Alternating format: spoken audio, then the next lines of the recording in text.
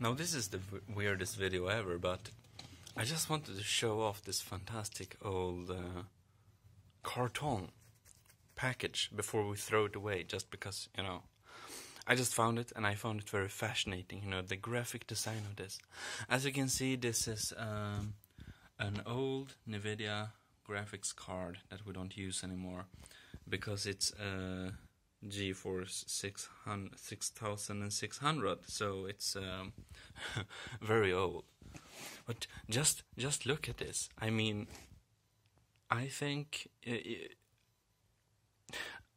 it's pretty fantastic. I'm almost tempted to not throw it away just because it's so retro. I mean, these gold letters, look at them. Who would use this anymore? It looks so... anyways, we have interesting text on it. It's not too much to golden sample. Wow, we have lots of expert tools. What is that? Wow. Performance tuning utility, customized performance enhancement. Wow, interesting. I'm sure it's very useful today as well. VGA. We have a CD for installing stuff, and I love the Windows 95 theme there.